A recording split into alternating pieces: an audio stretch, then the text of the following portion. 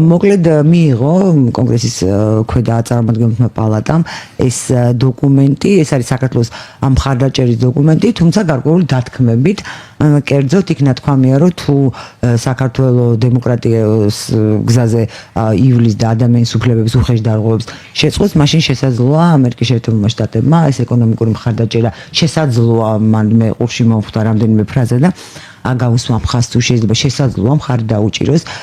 ეკონომიკურ თანამშრომლობასო, ეკონომიკურ რეჟიმს შეღავათიანს, კერძოდ გაადვილდეს ქართული პროდუქციის გატანა ამერიკულ ბაზარზე და ასევე შეიძლება ვიზა ლიბერალიზაციასაც გამოუკრათ ხელი, თუმცა აკამდე რატო არ გამოუკარით ეს ჩემთვის გაუგებარია, მაგრამ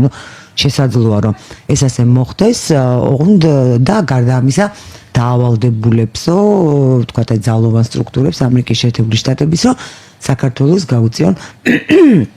დახმარება რუსეთის ოკუპაციის წინააღმდეგ აქტიური ბრძოლისთვის. აქაც საინტერესოა, რომ რა ვიცი, ჩვენ არ გვინდა ეს ბრძოლა 2008 წლის შემდეგ, რომ მივხვდით, როგორია ძალთა დანაფარდობა და დახმარების ხარისხი და შინაარსი რუსეთთან დაპირისპირებაში, მაგრამ ნუ როგორც ჩანს, ჩვენს პარტნიორს, სტრატეგიულ პარტნიორს დარწმუნებულია, რომ ჩვენ გვინდა ეს ომი და ამიტომ ამბობს, რომ თქვათ შეგაიარაღებთ ყველანაირად თვნები და ყველა კომპონენტი სამხედრო იქნება უზრუნველყოფილი, ოღონდ ეს დათქმა, რა თქმა უნდა, თუ დემოკრატია გაუმჯობესდება და საინტერესო რომ იქ ლაპარაკია იმაზე, რომ დემოკრატიის ასაღორძინებლადო, ანუ ეს რაღაცნაირად მე მიჩენს ეჭვს, რომ ესე იგი დემოკრატია იყო, შემდეგ მიინავლა და ეხლა ამ დემოკრატიის აღორძინება არის საჭირო. ჩვენ ვიცით, რომ 2008 წელს რუსეთმა დაარქვა აი თავდასხმას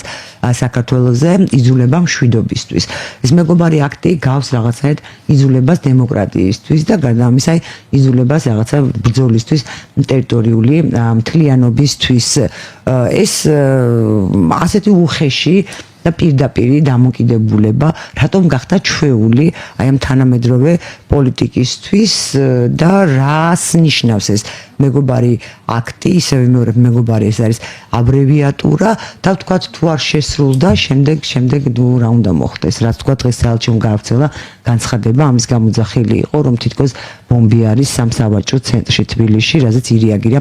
საქართველოს უსაფრთხოების სამსახურმა, რომ ის თავად მიხედავს ამ თავის საქმეს. რა გზავნილი იყო მეგობარი აქტის სახით საქართველოსადმი და რა არის იძულება დემოკრატიისთვის ბოლოს და ბოლოს.